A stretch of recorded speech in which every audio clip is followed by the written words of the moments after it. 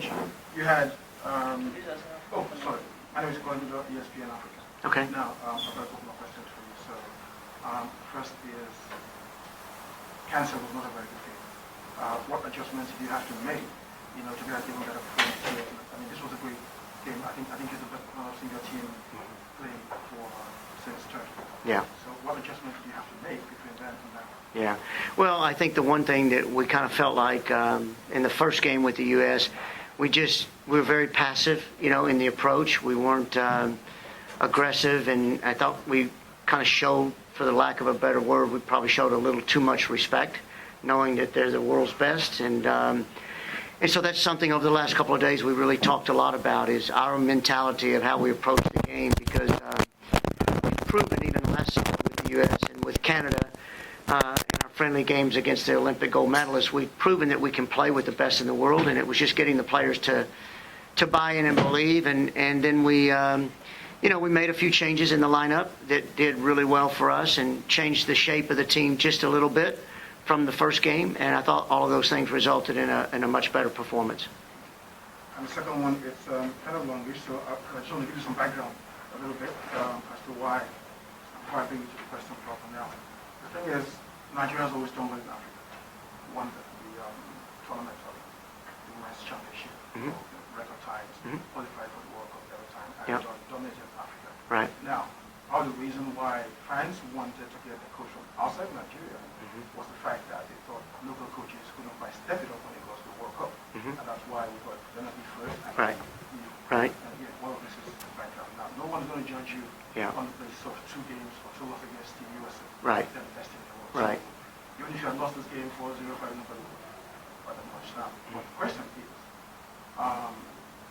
under you, the record has been terrible.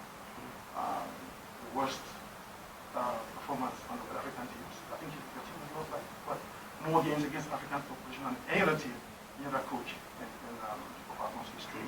Lost more games against outside opposition than any other team, any other coach in Falcons history. Not finished fourth, worst performance in the WAFCON. The last coach you did. So what is your question? Yeah. So exactly. So again, I was trying to put it up. The question is, what do we look at in terms of how this team has progressed under you? So have we got from good place, bad place to a good place?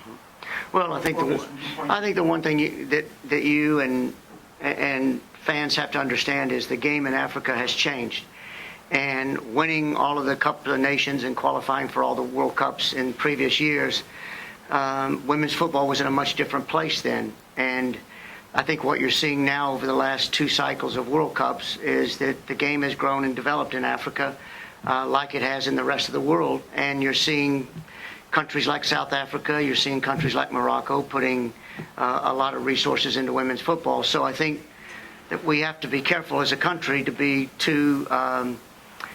just expect to qualify and just expect to win the Cup of Nations just because we're Nigeria. And I think that's what you're seeing over, even in the last AFCON, it was, you advanced to the final and the championship by 2 games in penalty kicks. And so it's not like it was a dominant performance in 2018. I think the other thing is I would say is you look at this last AFCON and, we're a penalty kick away from playing in the final. And if that's the case and we win, you and I are having a whole different conversation. So people have to remember that a little bit, and it takes time. The other thing that we're doing is we're playing more games now than probably any coach has played in the previous years. Thankfully, the President Pinnock and the NFF have decided to give us these opportunities to play these kind of matches.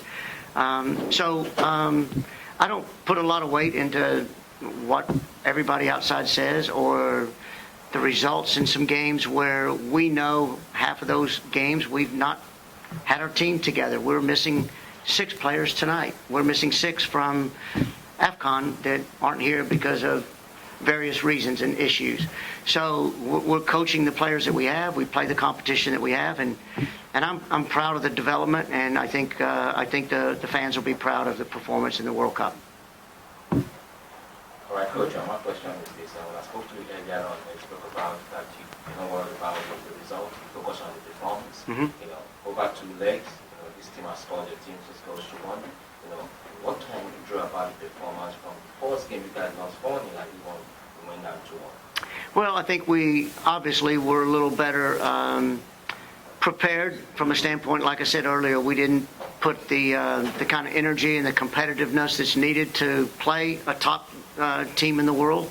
So I think that's something that we really improved upon. I think the other thing that we're seeing, as much as I would like to have some of our players here that we're missing, some of our more veteran players, the one positive that I think we all can take away from it here and back home in Nigeria is that this gave us a chance to play some young players against one of the best teams in the world. And I think players like Imran and Tosin were outstanding, in these games. So it gave us a chance to see some young players. Deborah, we got a chance to see in the first game from the U20s. Onye Echegini played really her first meaningful minutes tonight. So we've got several young players that are having their first or second cap with the senior team playing against Alex Morgan that's got 100 caps, right? And so I think we can take away from the performance how well they stood up to that. All right, then you spoke about that that your team gave USWNT team so much respect. When they went 1-0 at halftime, what mindset did you prepare them coming to the second half that made them draw level at 50? I think it was just the fact that we could win. We were in the game. We were playing well against the number one. We had created some good opportunities, and even though the U.S. created a lot of good opportunities as well, they're going to do that to you, and we'd fought hard, and the goal was an own goal, so I think we felt like it was a 0-0 game, that we were right in it, and we felt like we could get it back. And I thought, Kanu's goal was brilliant, but I thought it was kind of a collective with starting in the back when Glory won the ball and switched play, and I think it maybe was to Tony Payne or Rash, I don't remember, and we got the ball wide. But I just think the players believe that they can do it, and they played with a lot of confidence, so I'm really proud of that. And Coach, if I may ask, you talk about how the young players are performing. And I think, again, just coming back to one of the things that, when we see back home, people say they want to see more young players in the team, and that perhaps if we had that at the West Coast, we would have done a lot better, quicker, and so on. What does it take to integrate these players? Because, if the players you're missing have come, we wouldn't have seen them play today. And this performance, like I said, is the best. We would have, not to cut you off, but we would have seen those players today. We would have still brought those players in. My only thing is to try to get everybody to understand is the last year is the purpose has been to qualify for the World Cup. That's the most important. African Cup of Nations is important to the Nigerians, but at the end of the day, the World Cup is the stage we want to be on. So all of these games that we've been playing, you have to play the players that have experience in those matches to get you there. A lot of people don't remember we had to play Ghana and we had to play the Ivory Coast before we ever made it to the African Cup of Nations, and that's two of the probably top 5 teams in Africa. So you can't just field a young team and hope that you can beat those kinds of teams. So we needed to go and qualify with a team that had some experience. The second piece of that equation, just so you know and everybody back home understands, is that we want all of our teams to be successful. So the U20s were in preparation in camp prior to the U20 World Cup.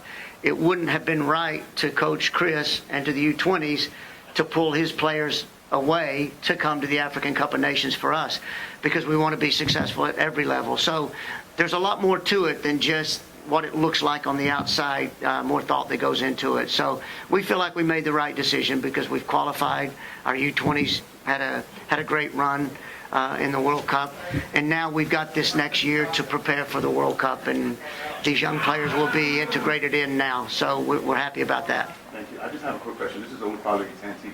So we've seen the development of the United States women's soccer team from way back in 1999, where they weren't playing so well. Right. What do you think Nigeria can do to get to this level of success? Well, it's the same. We've got to stay diligent and having a vision for really even 10 years from now. Like we want to do well in the World Cup, but honestly, there's probably a 12-year-old young lady playing in Nigeria that's going to be the next star or the next Alex Morgan or the next, compared to the U.S., somebody that can lead us to the World Cup and win it.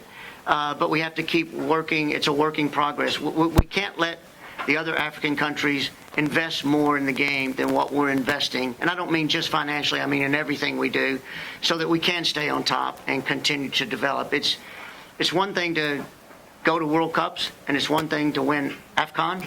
But if we want to be one of the top 6 or 8 teams in the world, there's a big set of strides that we have to make to get to that point. So hopefully the president and the NFF, they've been gracious in supporting us to this point, and that'll continue as we move forward to reach those goals.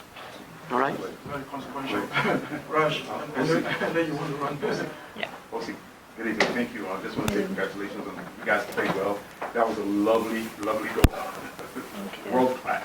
Please, I just wanted to say, what was your overall view on aspect of the game, today's game? Let's just say both games. Okay, to start with the first game, I think, just like Randy said, I think we gave them so much respect in the first game, especially in the first half. And when we decided to play in the second half, like, I think you saw how it went. Like, we knew, like, we decided that, we're going to play and we can play. So we kept the ball and they made them chase the ball also. And I think the performance of the second half of the first game was carried over to this game. And then you all saw what happened. Like, we decided to play. We are going to play. We are not here to look at them. They are world champions, yeah, but we can also play. Yeah. Rashida, this was a really great game. And you've played everywhere. I mean, you played in midfield, you played forward, outside, right? So, what is it that you bring to this team that makes you so special? Well, for me, I usually have this mentality of nobody's indispensable. Whenever you're just being caught up in the national team, just come giving your best as much as you can. And growing up, I've been trained to be a flexible player. Whenever I have the opportunity to play, I should always, give it my best, and I should have an idea and knowledge of like 5 different roles on the field. So I think that's one of those things that have actually make me, different as an athlete. So, and I just want to keep up with that focus, and because sometimes it will happen like this, I can be a stereotype player, and football is actually growing and evolving every day. So I have to grow along with it and evolve with the game. So, and that's just the way it is. So. Are you disappointed you guys lost this game because you did play a very good game? Yeah, because I think one way I feel disappointed, but there are a lot of lessons to learn from the game today, and there are a lot of good takers out of the game. So we just have to keep up with that confidence and that focus that we can win if we're ready to play and if we're ready to go hard as much as we can. So we can always win some games. So that's just it. So because football has gone beyond names, and football has gone beyond countries and nations. So it's all about who really wants it, how much you want it, and if you put in the hard work on the field, you will get the result that you want. So that's just it. Thank you so much.